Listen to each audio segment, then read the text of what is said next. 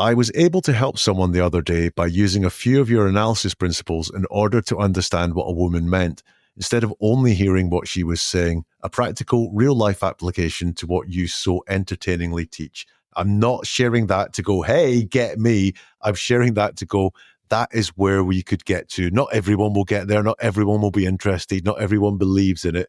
But if everyone learns some just ways of understanding what people are saying, your and then is a perfect example. If you know that and then always indicates a jump in time, then jump into between the and the then. Sometimes people are just doing it for brevity. If I was telling you about what I did this morning, I might say I got up and then I made myself a cup of coffee. I'm not talking about getting out of bed, swinging my legs over the bed, walking to the bathroom, going down the stairs, going into the kitchen, firing up the coffee machine, pouring a cup of coffee. I just say I got up and then made myself a cup of coffee. But in more nefarious circumstances, and then can be hiding a multitude of sins. You know, I had a cup of coffee and then went home, not mentioning the bank robbery that I did in the middle of it, or so on. And if people can pick up things like that, I truly believe just there that the person leaving that comment they might feel good about themselves, and they should feel good about themselves, but they're saying they helped someone else because they understood that that person wasn't really being straight and honest with them. If that came from a fear of something or a lack of confidence, or maybe they were, being coerced into doing something and didn't want to talk about it, they've made that person's life a little bit better just by understanding what is being said. And I think I know, see, there you go. Sometimes we misspeak. I know that is what I want to do to as many people as possible, is just enrich their lives and the lives of people around them by just listening a bit harder to what it is that everyone's saying or writing. That's Jack Fox, a former media professional who now specializes in analyzing the truth of statements. This is the Silver Linings Handbook podcast. I'm Jason Blair.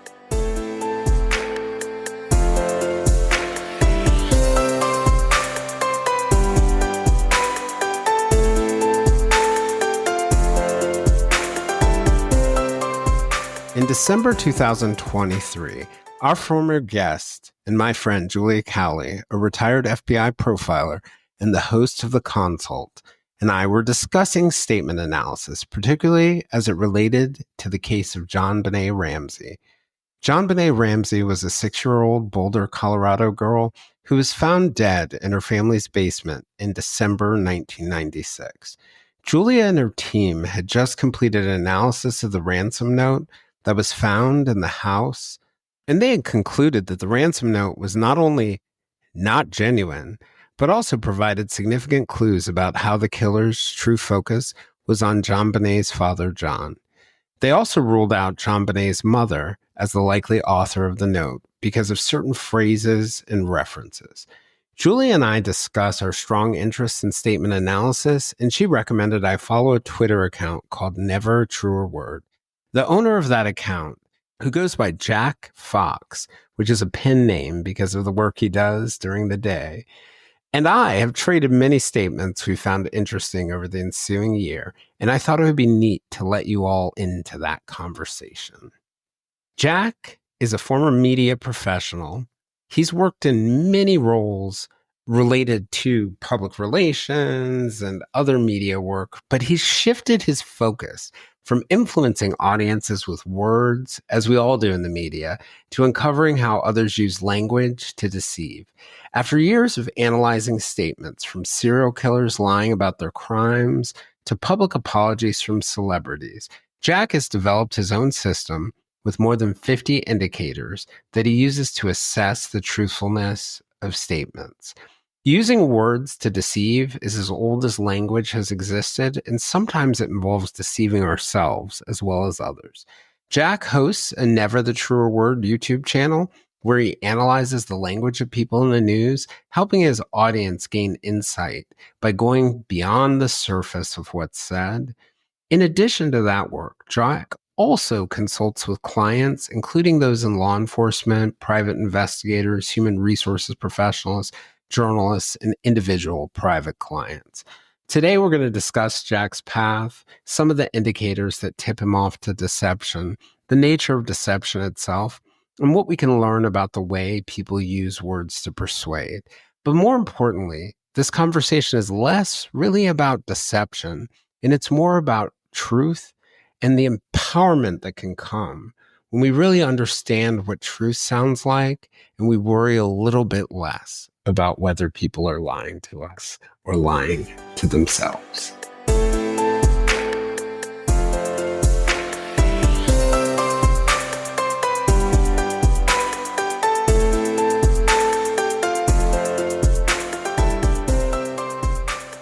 Hey, Jack, I wanted to thank you for coming on. I really appreciate it. I know I've told you the story, but I'll go ahead and say it again. I first came across you because of my friend, Julia Cowley, former FBI profiler who has a great podcast called The Consult. I think it was last year at some point, they were working on an analysis of the ransom note in the 1996 murder of John Benet Ramsey in Boulder, Colorado. And John Benet, the young girl who was killed inside her house just right around Christmas, and a ransom note had been left. And the ransom note itself had some interesting clues. A lot of people felt like it pointed toward a family member trying to fake it, but the folks at the consult really analyzed it and said it actually supported the idea of an intruder who had a parasocial relationship. And Julia was telling me how much she loves written word analysis of words, right? Analysis of statements that people make. I think they call it statement analysis. And she said, have you heard of this podcast? I mean, not this podcast. Have you heard of this, have you seen the Twitter account of Never a Truer Word? And that's how I ultimately tripped across you. I was so excited and thrilled to be able to connect. I've enjoyed our conversations back and forth about different statements on Twitter, and I thought it would be just a great thing to let my listeners in on some of our conversations. So thank you for coming on. Thank you for having me. It's a real joy and pleasure to be here. And I'll also recommend the Consult podcast. Man, that is good. Yeah, it really brings something different to the true crime space. And it's hard for me to even wrap my head around it. But, most, I think, true crime podcasts are telling stories often like a journalist might, or they're analyzing things, or they're advocating for something. But I think what the consult does, it does a little of the storytelling and a little bit of the analysis, but it looks at it through that lens of people's behavior. And that's something that I think we sometimes ignore. We just sort of like superimpose on stories kind of how would I act, or I wouldn't do this, or I would do this, when in reality, behavior moves in sort of certain patterns that you can pick up on. And I think they offer, so even when they do cases that I've already consumed a lot of information about, I always want to hear their take on it. Yeah, I love the way they're really open-minded about it. Like quite often in true crime, that it's that thing that you say if someone says, well, I wouldn't do that, so therefore this person must be guilty because they haven't acted like I act.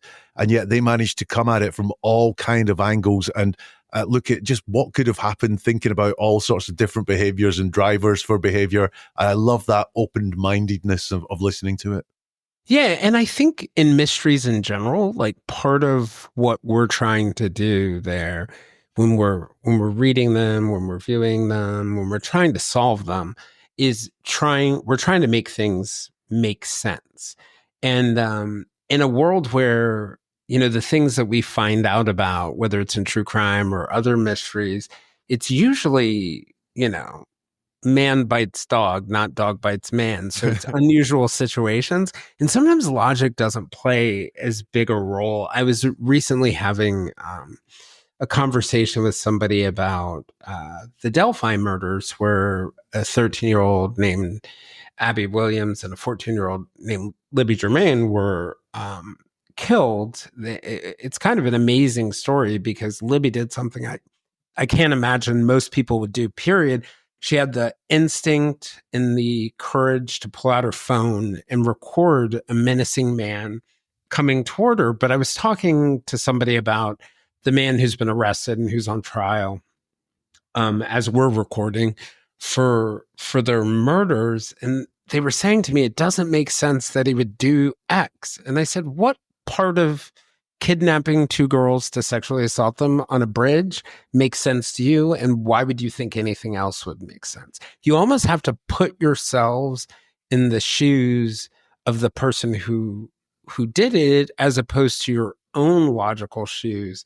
And one piece of advice that I think Julia has that's great, you don't have to understand why people operate in certain patterns. You just have to understand that they do. Yes. Yeah. No, your point there is one that I go to a lot, which is, well, this doesn't make sense. Why would someone do that? And you're going, the person we're looking at murdered someone. That doesn't make rational sense in any way for anyone to ever do that. It's such an illogical thing to do. And yet you reckon that they're also going to take their phone with them or leave their phone behind, whatever it is, behaving however you act. And I'm always like, the root of this does not make sense. It is not logical. It is not rational. So why would we expect everything else around it to be that way too? Yeah. And I think it can lead us down some sort of like maddening rabbit holes. And I do think logic plays a role, but it's what it plays a role in sort of Occam's razor and what's the most likely scenario. But I think understanding the role of behavior and patterns of behavior, which I think is part of what you do, is such a key piece to trying to understand the world around you. Because I think we inherently are trying to understand things that we very much wouldn't do.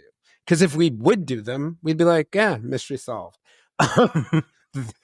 Yeah, I guess so. I think that you're right. I'm a big fan of the what happened next.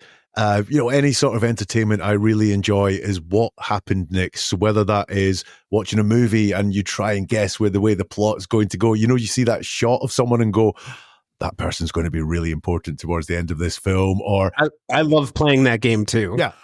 And I think that's where true crime comes in as well. It's that what happens next. Can I guess who's going to be found guilty? Can I guess the motivation for what happened here? And I think that's a lot of why true crime is, in air quotes, entertaining to people, because it goes to that need for what happened next. And if we get that what happened next right, we feel really good about ourselves. Yeah, and I think not only good about ourselves, but I think we feel a little bit safer in the world sometimes because we're like, we solved it. And that can have lots of different effects, right? It gives you this sense of, like you're saying, feeling good, but also decreases your worry because now I know something that may leave me, whether this is true or not, because there may be some lack of truth to this, but whether it's true or not, this sense of greater safety in the world. One of the things that I wanted to ask you, just coming at it from the perspective of somebody who writes about humans and through my whole career as a journalist, I was constantly telling other people's unusual stories. But one of the things that's really bred in me is being both as a writer and as an observer of other people. To varying degrees, I try to be really, really careful about the way I'm using my words when I am attempting to persuade myself. Very often, I could have the same message for 5 people, but I'm stepping back and thinking about what makes this person tick, what's the core to their values, or even when I'm speaking to a broader audience. And the same thing when I'm trying to inform them, because I want to get past the white noise. I want to touch on their motivations. And this shows up not just in my writing or my social media posts. It really shows up everywhere in my life, whether it's at work or at home. I think at home I'm probably a little less careful. But one of the things that I'm just sort of like interested in, how do you think, when you look at sort of the difference between something like deception and persuasion, how do you draw the line between what is one and what is the other? Well, let me go back to the very start of what you said, which is you're talking about situations where you're choosing your words carefully. which is not the normal mode that we're in. Your home mode that you described is probably the normal mode that most people are in. It's like breathing. We breathe all day long, but we don't think about it. We're not sitting there all the time. It would be very inefficient for our brains to be going, breathe in now, breathe out now. I can confirm for you, my brain is very inefficient. So our brain looks after our breathing through the day, and it also looks after our word choices. So we don't have to consciously think of the words we're going to use. The brain just matches what it knows, what the truth is as far as the brain is, and or what it is we want to achieve, and uses what it feels are the best words to get that. When you go into a coffee shop and ask for a cappuccino, you're not really thinking, what's the word I want to use for the coffee I want to have? Your brain's just going, you want a cappuccino? Say cappuccino, please. So that's the first mode that we are in. The one you're describing is where we're choosing our words carefully. In your case, when you're doing journalism, well, what are you doing there? You're outputting words, so the words that you use really matter to you. Or if we're trying to be persuasive to someone or deceptive, then we're wanting to choose our words a hell of a lot more carefully. And it's interesting. It's interesting you say that, because I wonder whether part of that motivation for me is, as a journalist by background, having seen how people's words can so easily be misinterpreted, whether it creates greater problems for them or it creates unnecessary hurt. I never even thought of that. But, when you mentioned going in to order a cappuccino, I kind of laughed in my head, because this is often the way I go in to order my cappuccino or whatever it is. I will go in, I'll say what my drink is, the person will take the order, and then I will say something nice about them that I notice. And it's not necessarily because I want my order faster or anything like that, but I'm like, I just want to brighten this person's day. But in my head, I'm doing a little analysis of them, like, and I'm not even really thinking about it, but what are they wearing? What's cool about their hair? What kind of personality do they have on them? And I'm not necessarily pointing that out, but I'm sending a compliment that is directed to the profile of the type of person that my mind has quickly created to try and make them feel better. And I think that's a great thing, but I think it could also be a dangerous thing, because I have a friend who's a psychiatrist, and who won't be named, but he was having challenges at home, and he's a brilliant psychiatrist, and he really, really, really helps his patients. But he said to me one day, you never want to turn our skills on at home to make somebody feel guilty about what they do, because they're just as dangerous as they can be helpful. And so anyway, I'm sorry for interrupting you. But no, I was only going to say, I think that that example you used there of saying something nice to someone really all depends on what's your motivation for doing that. So do you just want to make that person feel good? Do you want them to do you want to brighten up their day? Are you one of those people that believes that brightening up someone's day is a great thing to do? Or are you wanting an extra coffee, a larger coffee, or are you wanting them to remember you next time so you have some power over them when you walk in? That's slightly more manipulative use of words, isn't it? Than just wanting to make someone feel good about themselves. Yeah, and on the other hand, right, you could get to the extreme. I'm actually setting up a robbery or whatever it is. It could be exactly that. It's words are very powerful, and we can use them intentionally for all kinds of things. Or you were talking about persuasion there and asking what is persuasion. And for me, persuasion's when we sell a benefit, we try and show a positive to something. If you were trying to persuade me to come on this podcast, for example, you could just be like, really nice to me and say, I think my audience would be really interested in what it is that you have to say. That would be persuading me through a positive. If you were trying to be like a little bit more manipulative about that, I would call it coercion. So you might show me a bad consequence, like I'm going to ask you this once and then I'm not going to ask you again, and you're not going to get access to my audience. Or you could be, oh, please, Jack, come on, because I've got no one else lined up this week, and then I won't have any content, and my audience are going to leave me. And if they do, it'll be your fault. If you haven't come on my podcast and my podcast dies, it'll be your fault. And that would be more coercive, in effect, when you're showing a negative thing there. And deception's just showing an illusion.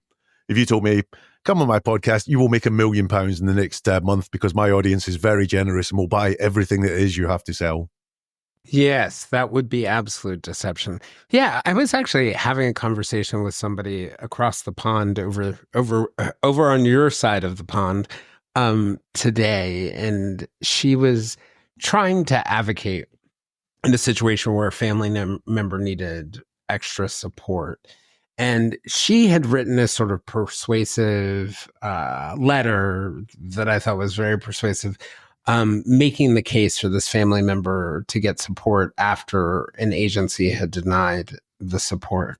And, you know, her explaining it and being positive really worked. And one of the things that we were talking about was the idea that when you're advocating, whether it's for a good thing or a bad thing, you can sweeten them saying yes, right? You can make saying yes to you a sweeter thing. Or you can also put a price on no. And we were talking about how we much prefer a world where yes is sweetened and putting a price on no is only for the most extreme or egregious situations, which made me think as you were talking, is it a black and white thing? Is coercion always bad? Is deception always bad? I think of the biblical story of Ruth where she lied to protect the people who would have been taken and killed. What are your thoughts on that? Let me start with deception, and not all deception is malicious. We all know what we call traditionally little white lies. Yeah, that color really suits you. Or, no, I didn't forget about it. Of course I was remembering. I was just running a little bit late. You know, those bits of deception where what we're doing is not trying to hurt the other person or to try and bolster the other person's confidence. It comes from a well-meaning place. We'll also find deception with people who have a lack of confidence.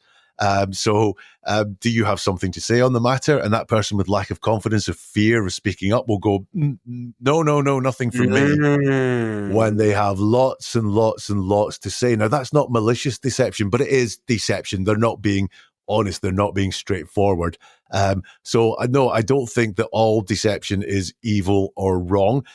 In an ideal world, we would have none. We'd all be just saying the truth, and that would be just a great place. And the truth without malice, the truth without hardship or anything like that. But that's not the way this world works. It's way more imperfect than that. Coercion, I get where you could say that coercion is justified, but I think there are better ways to get what you want, because quite often these negatives that we draw people to, you think about, coercive abuse and so on, the negatives that they're using are false negatives. They're taking it to an extreme. They're taking it to a place where it doesn't have to happen. You know, it's interesting you say that. You made me think of two particular things. One comes from my work as a coach, and with my clients in my mental health coaching, I often, it's cliched, I often say to them, you will lie to me at some point in this relationship, and that's okay. You can always come back to me when you're ready to tell me, hey, that thing you told me that I told you 2 weeks ago wasn't really true. Here's the story. Or I was lying to myself, or whatever the reason. And that's okay, because I found very early in my coaching career, and what I'll often tell people is, very often I will ask you a question that you are not ready to answer yet. Yeah. And you won't know what to do. And I found that if that first lie gets told, then often the whole relationship gets based on that lie and hiding that lie. So creating a space for people to do it. But I also remember this conversation about a client with a clinical colleague where we had kind of concluded, wow, this client has borderline personality disorder and antisocial personality disorder, which is kind of like a danger because she comes off as like none of those things. And he was expressing pessimism about being able to treat her. And I was like, no, this isn't going to be easy, but it's going to be easier than you think. And this is to your point about not using coercion, because I could see how easily you could justify, like, okay, I got this dangerous person, so I should use coercion with them. Yeah. And that's what prisons are for, right? And other things like that. But what my approach with her was, oh, no. Let me just put myself in her shoes, see her world where she fears abandonment, see this world where these frantic attempts to avoid it that she uses cause the opposite effect.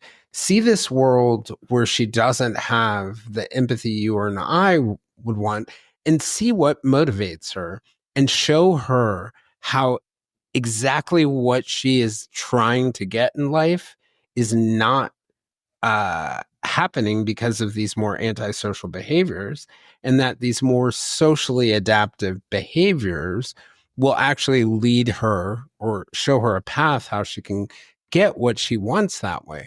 Now, with that client, I'm never going to be able to give her empathy, or at least what we consider empathy. And I'm never going to turn her into a person who cares about the rights of others. But I can help her become a little more socially adaptable and a little bit more dangerous by actually, like we were talking about before, sweetening the pot. And it makes me wonder whether um, a lot of lying is because, or deception is because people can't think of better ways to both be true and persuasive. It could be. You talked about therapy there, and I'm kind of known for talking about criminals or suspected criminals or dodgy people in the news. I think one of the great things that statement analysis can help with, is in the therapy or medical settings where the people are very often not ready to be honest yet and will hide things. I trained as a hypnotherapist in my multi-storied career at some point. I think that's one of the things that got me really interested in uncovering deception in language, because when you have in hypnotherapy, you take a initial meeting, a diagnostic meeting, what do you want to get out of this meeting? And I could tell people were hanging back. And why wouldn't they? You're approaching a hypnotherapist because you have a problem, and because it is a personal problem, and because it's probably not something you can talk to a lot of people about. And so therefore, you kind of think, if I say what the problem is, but don't really talk about how it manifests itself fully or so on, I can get the problem fixed. But I could spot that people weren't being honest with me. People were pausing before they answered questions, or answering in specific ways, and I dug into that a little bit more. So yeah, really, I think I lying. always, Jack, I always tell people with your clients, pay attention to the last thing that they say as they have their hand on the doorknob. And that's what they wanted to talk to you about the whole time. That is very, very possible. You see, what we find it as humans in general, we find it really easy to talk about the truth because it is just the truth. We've authentically experienced it, and the way our brains work, when we've authentically experienced it, the words go through a different part in our brain than if we are making something up, telling a lie. Or what I think is going on with some of the clients that we're talking about is that they want to put the words through a filter to make them come out the best possible way, maybe frightened of being judged if they say these things out loud, maybe just scaring themselves if they say it out loud. So they do want to talk, but they're trying to put it through a filter, and they don't quite have the filter because the filter's creating a sort of not reality around what they're about to say. And it's really hard to do. It's so I think that is why we get that taciturn thing and people not wanting to talk about things, because they're trying to filter it and make it the best thing or come out the best way possible for them to talk. That makes complete sense. You had mentioned you had done hypnotherapy before. Yeah. Such an interesting career. You were also in the media and have done work on all sides of that. I'm just curious, what motivated you to choose to focus on, identifying elements of statements that are false? Okay, so here's the story that I would tell everyone is that I was in media and I was in particular in radio and advertising and marketing. So that was all about using persuasive words to get people to do things, the call to action, whatever it was that we wanted people to do.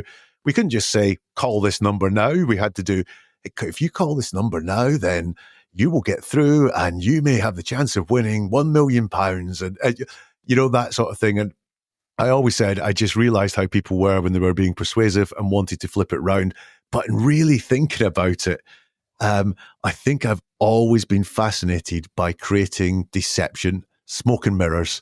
I worked in radio, right? Radio is normally a guy in a grubby sweatshirt sitting in a room talking to himself and playing records all day long. But when you listen to the radio, it's like, oh my gosh, that guy's really famous. What a great job he's got. He meets all the famous people. He gets to play records and get paid for it. That's amazing.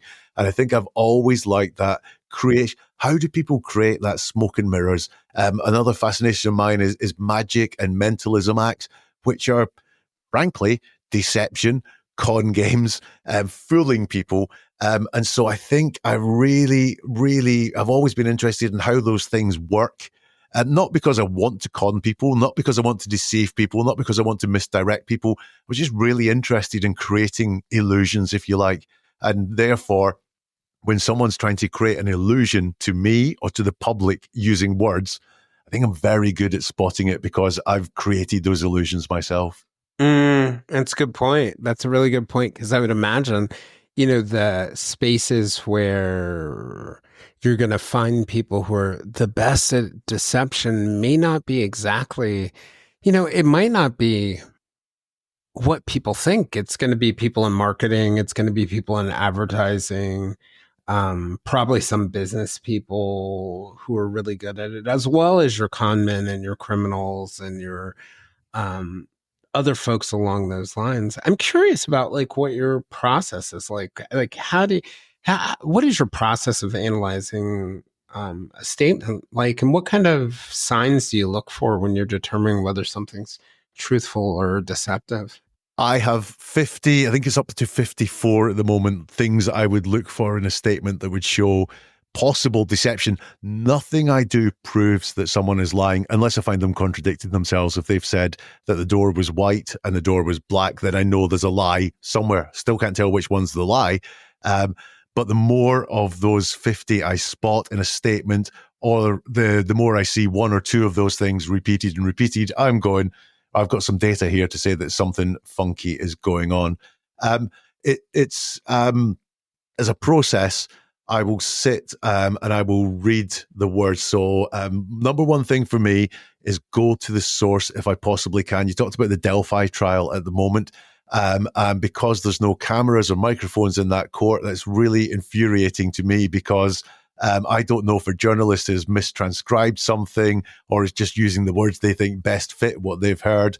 I really like to go to the source. So if I read an article on a website about a story, I'll try and find the video of that person talking so I can actually hear it from the horse's mouth. And then I'll look at the words, and there's some trigger words that will set me off and going, what's going on here? Why are they saying that? Why are they saying just or absolutely or never? What is going on there? And then I will look for and I'll really sit down and study very hard the pronouns they're using, the tenses they're using, any patterns that show up in how they talk, or any patterns that show up sometimes and don't show up other times, all to learn what's there. It's about gathering data points. Look, it's a kind of party trick when someone uses like a one-sentence statement and I can go, that person's lying because they've said that. It's not proof of anything, but to actually do a proper one, the more words I've got to work with, the better. And then I'll go through that and I'll get as many data points as I can as to whether that person's telling the truth or whether that person is possibly deceiving me. I always start out from going, believe every word I hear. Just if you start out giving this person the benefit of the doubt and fairness, then that is much better than trying to catch them out and go, gotcha, you used the word never, therefore you're a liar, when absolutely everything else they said is, really clean and clear and indicative that they're telling the truth. Yeah, one of the interesting things that reminds me of from being a journalist, like it can be very tempting. I feel like television is at a complete disadvantage because on television, when somebody says a piece of misinformation, the hosts are often, encouraged to, or because of the brevity of the format, sort of forced to challenge people on misinformation. And as a print journalist, I always thought, when somebody's lying to me and it's very obvious, just let them keep talking. Just let them keep talking. Just build up the portfolio of lies so you can truly, in a comprehensive way, explain to them how what they just said makes no sense.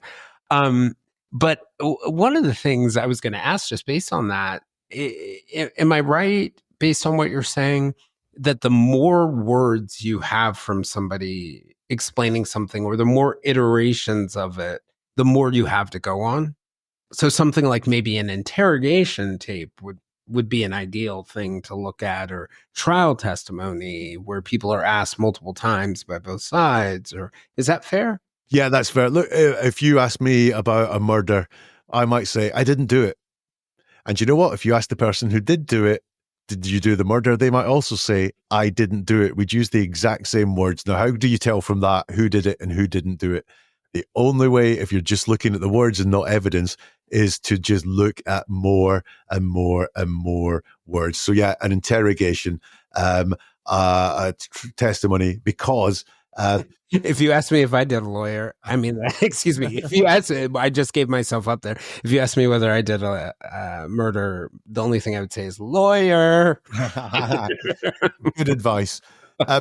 My mum used to say to me, the truth will out. Normally when I was in some sort of trouble and she was trying to find out whether it was me or my brother that had broken something, and we're both going, it wasn't me, she'd go, the truth will out. And that's so true with someone's words, in that if you talk long enough and you're deceiving, then you will leak the truth. We can't help it. We're not inbuilt liars. Lying is a horrible thing to do. You're much more likely to hear the truth than a lie in your life. That might be a very narrow version of the truth, very much like the patients we were talking about earlier. They might not outright lie, but they'll just focus you in on a little bit of the truth that they're comfortable letting out, and hiding a whole load more of the truth. And that's what people will tend to do when they're telling a lie. But they will open the door at some point and let you see a little bit that they're not showing you. Or they'll even say in their words, I'm not telling you everything here. You know, the word basically, watch out for that one. Mm-hmm. Basically, he said, if I didn't change my job, he would leave me. Essentially. Right. Yeah. And is it the idea that what's in between basically and the rest of that sentence? Correct. So it's like, well, if he basically told you that, then what else did he say? What else went in there? What more went on? He essentially fired me. Did he? Did he fire you? Or are you taking it up? Are you turning the severity up to 11 by saying he essentially fired me? And so quite often when people are deceiving you or doing something for effect, they'll tell you. There'll be words there that say, I'm not telling you the full truth, if you know what to look for. Yeah. I might need you to believe this, or I might feel this way, the way that I'm describing, but there's the tip off. I'm going to give myself up here. I'm notorious for this among people who know me very well. But rarely am I caught. But very often, and I can think of this legitimate situation recently where some of my friends were having conflict, and I was well aware of this conflict, had every right and reason to be upset with the person who was at the center of the conflict. And I decided, there's no upside for me. And, another one of our friends confronted this person. It blew up into a big thing. They knew they had done it wrong, done something wrong. They were owning it.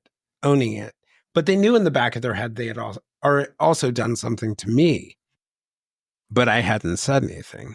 And so this friend said to me, she said, I just want to make sure everything's all right with you and me, right? Clearly in context. And my reply was, if I have something to tell you, don't worry, I will tell you, right? I didn't answer her question.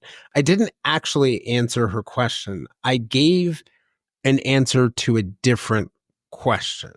She wanted to know if we were all right, which we weren't. but I answered the question with, if I have something to tell you, I'll tell you. And I'm wondering how much deception or how much we should look out for people answering a different question than the one that we asked. Completely all the time. We spot it when politicians talk. So what's your party going to do about the rising gas prices? Well, that's not the point. The point is that when the opposition, when they were in power before, every price went up, and that's what we need to avoid this time. They don't answer the question. They move on to their own talking points. We spot it then, but when we hear something like you just described there, we kind of, our guard is down because you're not a politician. We're not on guard for being lied to. So what you did there, you didn't answer the question you were asked. You were being asked about a very specific thing, and you did what people do quite a lot, which is move into the general and talk in general terms about who you are or how you behave or something like that, because you didn't. Oh, Jack, you so nailed me, because I think my next sentence was, I'm the type of person who I said, I'm the type of person who, if I have something to say, I will say it. Yep. You've got me. You caught me. But you are far from unique in that. We all do it. We will all go, I don't want to deal with this specific thing. But so I'm going to move it away, and I'm going to talk well in general. It's very much like in court cases, in witness statements and so on. Did you kill this person? I'm not a murderer. Well, that's in general. That's not actually answering the question that has been asked. So watch out for that all the time. By the way, the good part of this is I'm going to have to give myself up before this friend listens to this episode, because they'll know exactly who they are.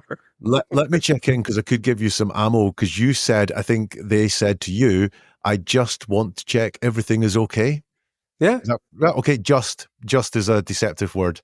It's one of the big tells. So they weren't just checking that everything was okay. There was more going on with them as well. I don't think either of you were being entirely 100% honest, deceptive in that conversation. Yeah, because the person knew what they had done. So it's really fascinating to me that, that idea that we really, and I wonder, like, whether there's almost a bright side to this.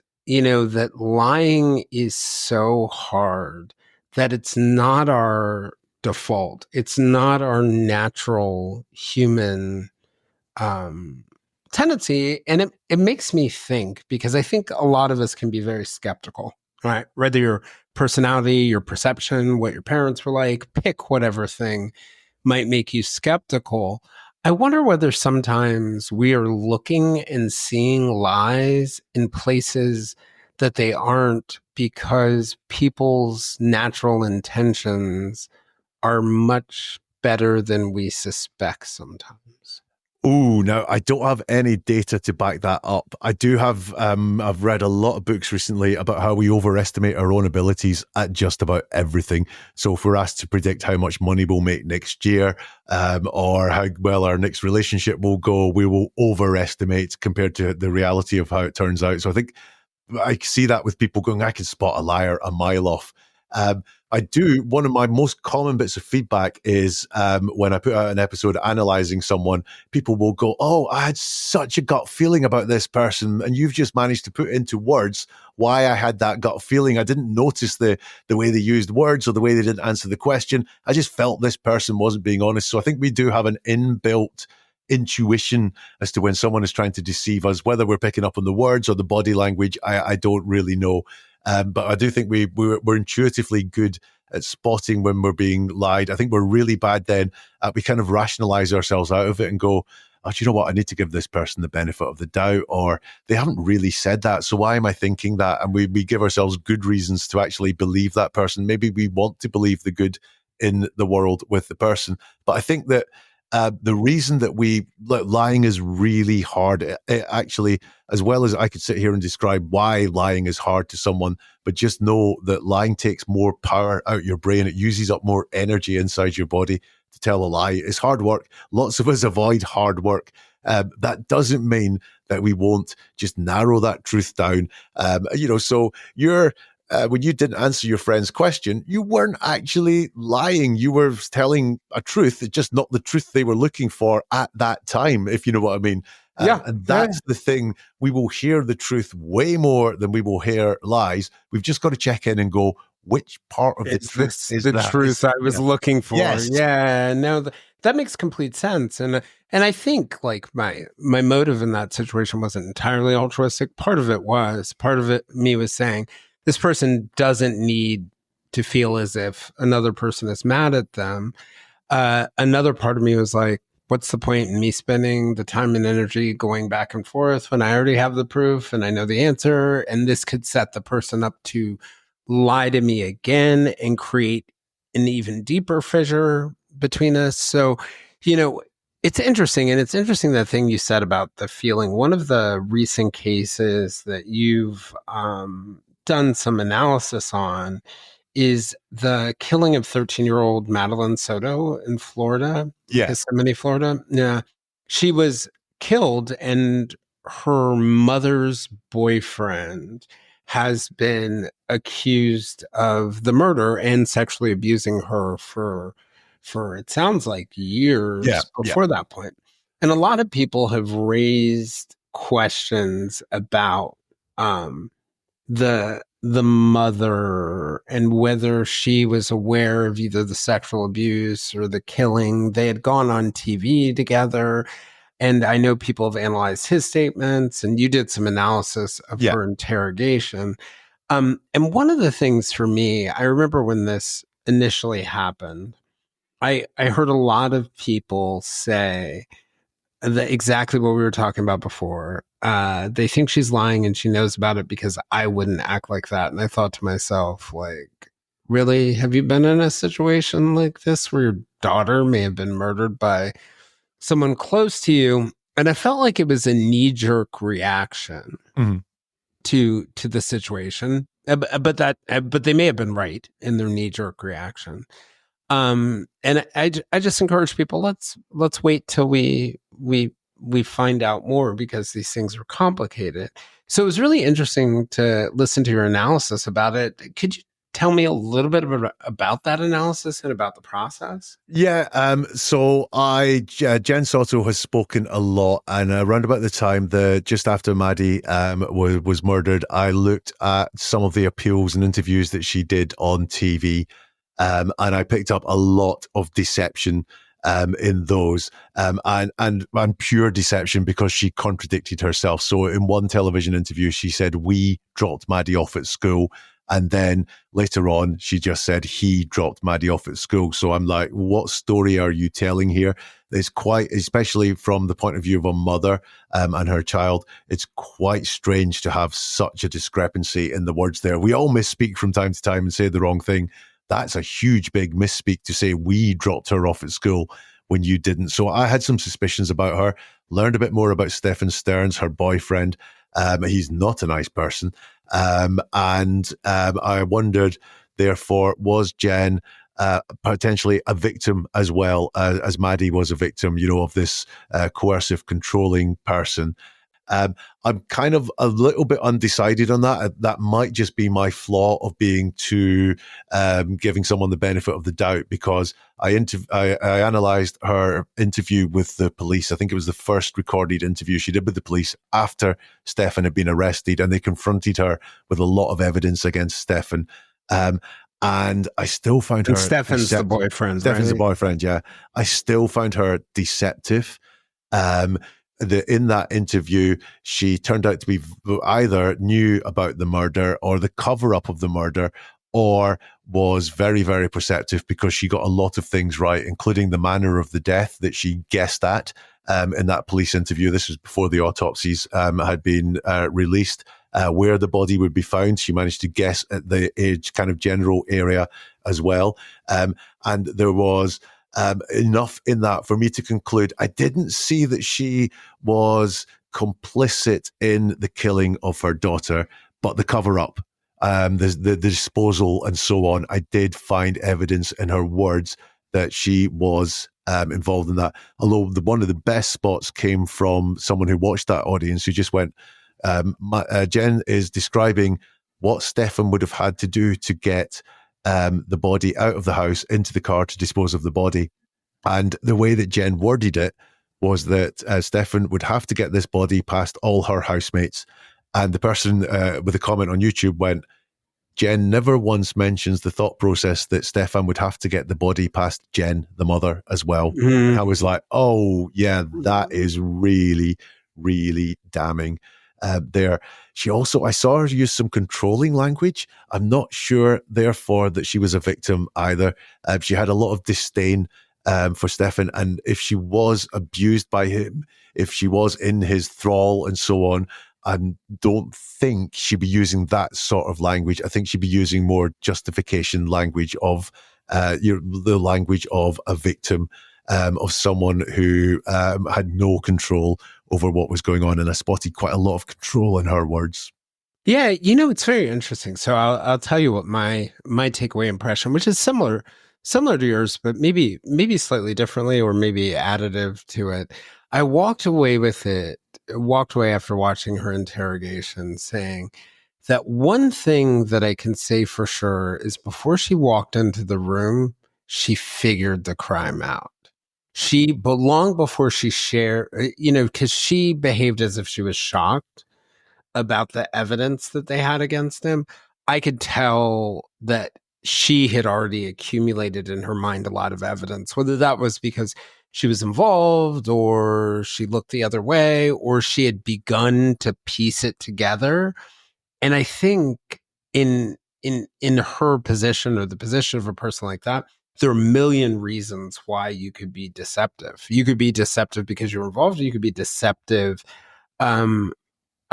because you had already figured it out or were already having doubts and you feel ashamed at the fact that the police had to come to you before you go to them. The question I was going to sort of use this to get at is, how good is detecting deception at identifying the motive? It can be.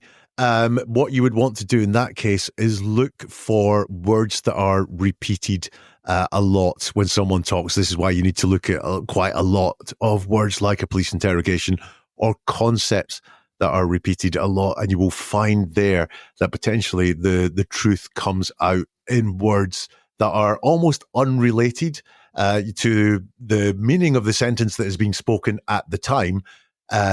And that will reveal the motive. One I did recently was on, I cannot remember the name of the guy now, but he was the TikTok murder, was the sort of true crime court TV name of the case. And the guy that did it did a statement where I thought it was is that the TikTok star from San Diego? Yes, I think Ali Abdullan. Yes, or Abdullan. Yeah. He released a statement, and in it he used the word this. I can't remember. It was in present tense. This will always be. And I think he wanted to say haunting me, but he said hunting me instead. Now I thought, is that just a typo that he's put in while he's been typing this up for his Instagram statement? But is that something there coupled with another couple of things that he said?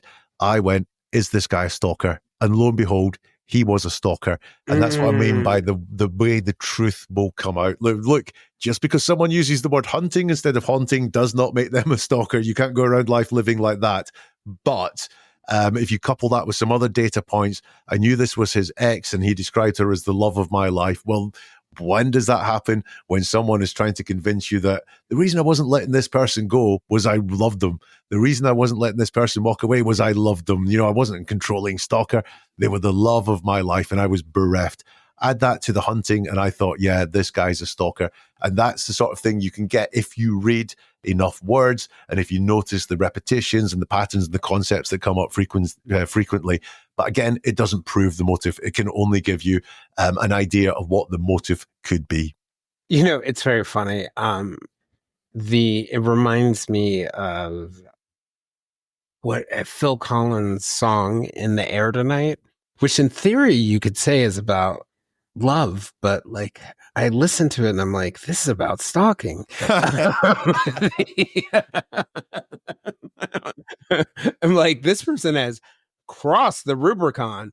Um, but what are some other cases for you that stick out as particularly interesting that you've worked on? I was going to say love. That seems a little bit too bright and breezy given the context, but the Scott Peterson case is a gift that keeps on giving because Scott is not as bright as he thinks he is. So he talks a lot, and we can see in that. I mean, there's a great one on the night that Lacey went missing. The police interviewed him, as they would the husband of any missing woman, and he kept talking about mopping. So he's trying to say it was Christmas Eve. We had this normal day. He was trying to say the fact he went away on a boat fishing was normal, but he tried to just lay out this really normal day and kept coming back to talking about mopping. Now, I guarantee if you talk to anyone about their normal day over the next week, they ain't going to mention mopping as much as Scott Peterson mentioned mopping, i.e., in his head, he had to clean something up. I don't know whether mopping was just, high in his priority because he kept thinking, I hope that, the mopping thing has worked right. Or he wanted to explain why mopping seemed to have happened that day. And he wanted to be really clear with the cops that he just was doing this mopping because something had been spilt or whatever it was. But Scott he's a classic one for looking at truth and deception because very much like most of us, some of what Scott says is the truth. And he'll feel really comfortable telling the truth because if you can imagine, if you're Scott Peterson and you've killed your wife and your unborn child, the stress inside you is going to be huge. So if you can talk about the truth, like Martha Stewart was on the TV that morning, or what your Christmas plans were, or anything like that, then that's really easy to talk about. It's a no stress situation. You're not having to do any work whatsoever to just talk about these really comfortable, truthful things.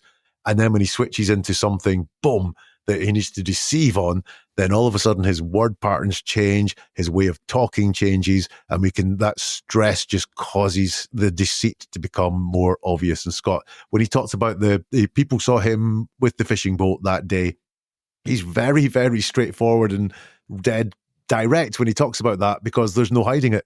So he just talks about what happened. Yeah, they had a laugh at me trying to get the trailer down to get the boat out the water. Ha ha ha. That is so different to what he talks about when he talks about coming home, where he talks about, not finding Lacey there, but he goes through it in a very staged way about what he did when he got into the house, very differently from when he was talking about the truth. And one of the reasons I do what I do is because I believe the world would be a better place, not just in detecting crime, just in general, if we all understood a little bit more about the way that people lied, deceived, and told the truth. And Scott is a great kind of teaching mechanism for that. Do you ever find moments where the answer when it comes to deception is in what's not said? Yeah. What is missing is incredibly, incredibly important. So you were asking me about my process, and one of the things I do when I get through with everything is what's missing, what's not there that I would expect to be there. Now, not everyone is the same, but what would you really expect to be there? Talked about that Jen Soto police interview. I didn't see any anger in there from her at all towards Stefan. I didn't see any disgust. I didn't even really see, at most points, a grieving mother who was, grieving for the loss of her daughter. Those things were all missing, and they don't mean guilt. They don't say this person must be guilty because she's not angry. It's just all very noticeable, and it's another data point that's in there. Scott Peterson showed very little, very, very little grief or concern for his missing wife. His concern was very much for himself when he was being spoken about, and not for Lacey, his wife, even less for the unborn child. One thing that's always been a tip off to me that someone is hiding something. And I when I say hiding, I don't mean necessarily lying. I don't necessarily mean that they're doing it for nefarious reasons or because they don't want to tell me. They may very well just think it's unimportant. Is when the magic words and them Oh, and yes. then come out. And, I just think to myself that when someone is telling me a timeline and they say, and then, duly note that I need to come back to the timeline. And sometimes I'll find there's just nothing there. It's benign. But sometimes I'll find it's the thing that they don't want to tell me for whatever reason. I think of another example. I don't know if you've explored the 2006 murder of Robert Wan in DC, where he was staying over at a house in DC after visiting the people at his workplace who worked at night. I think it was Radio Free Asia, and or it may have been Radio Free Europe too. But one of the things that, going back to who we were talking about at the beginning, Julia Cowley pointed out to me, she was like, they keep talking about, because there's some suggestion that they may have injected him with a drug, which I think isn't really supported by a lot of the science or logic. But she said they all kept talking about the glasses of water that they drank in their interrogation before everybody went to bed. And they all brought it up, drinking glasses of water, which made me wonder, and I'm sure her wonder, not to speak for herself, like, did a drug go in those glasses of water? And so, what people do bring up that's, I guess, extraneous, it sounds like you're saying, is really relevant. What they don't bring up is relevant. I wanted to kind of like close by asking you, just from your perspective, when you think about all this work that you're doing in this space, what is sort of like your hope or like your dream that sort of like the average person who's a viewer or is following you on social media or just the world in general can get out of better understanding the way that we use words? Right, your timing is perfect. Let me just find it, because I got a message on YouTube today, which I captured on a episode I did on Sarah Boone, the suitcase murderer. I was able to help someone the other day by using a few of your analysis principles in order to understand what a woman meant, instead of only hearing what she was saying, a practical, real-life application to what you so entertainingly teach. I'm not sharing that to go, hey, get me. I'm sharing that to go, that is where we could get to. Not everyone will get there. Not everyone will be interested. Not everyone believes in it. But if everyone learns some just ways of understanding what people are saying, your and then is a perfect example. If you know that and then always indicates a jump in time, then jump into between the and the then. Sometimes people are just doing it for brevity. If I was telling you about what I did this morning, I might say I got up and then I made myself a cup of coffee. I'm not talking about getting out of bed, swinging my legs over the bed, walking to the bathroom, going down the stairs, going into the kitchen, firing up the coffee machine, pouring a cup of coffee. I just say I got up and then made myself a cup of coffee. But in more nefarious circumstances, and then can be hiding a multitude of sins. I had a cup of coffee and then went home, not mentioning the bank robbery that I did in the middle of it or so on. And if people can pick up things like that, I truly believe just there that the person leaving that comment they might feel good about themselves, and they should feel good about themselves, but they're saying they helped someone else because they understood that person wasn't really being straight and honest with them. If that came from a fear of something or a lack of confidence, or maybe they were, being coerced into doing something and didn't want to talk about it, they've made that person's life a little bit better just by understanding what is being said. And I think I know, see, there you go. Sometimes we misspeak. I know that is what I want to do to as many people as possible, is just enrich their lives and the lives of people around them by just listening a bit harder to what it is that everyone's saying or writing. I think that's a great note to end it on. I appreciate your time. Continue to follow your work. We will drop in the notes all the many places that people can reach you. But I really appreciate you taking out the time to talk about this subject and the ethics around it and all these things that really interest me, because I do believe, there's not a one size fits all for the way people speak and communicate. You have to understand things like cultural context and the baseline of the person.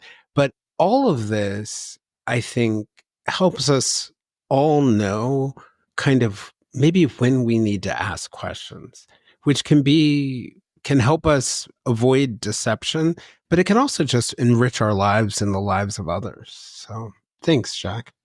No, I think sorry to go on when you're trying to wrap up, but it's a great point. All you can do when you notice someone talking in a specific way is ask more questions to understand what's happening better. Yeah. Yeah. That's a great point. Well, thanks again, man. And I will sure talk to you soon. Thank you. Thanks for joining this conversation with Jack. If you'd like to join us for more discussions with me and other listeners, we can be found on most social media platforms, including a listener-run Facebook group called the Silver Linings Fireside Chat. For deeper conversations with our guests and live conversations with other listeners, you can also join us on our Patreon at www.patreon.com/The Silver Linings Handbook. I'm Jason Blair. This is the Silver Linings Handbook. We'll see you all again next week.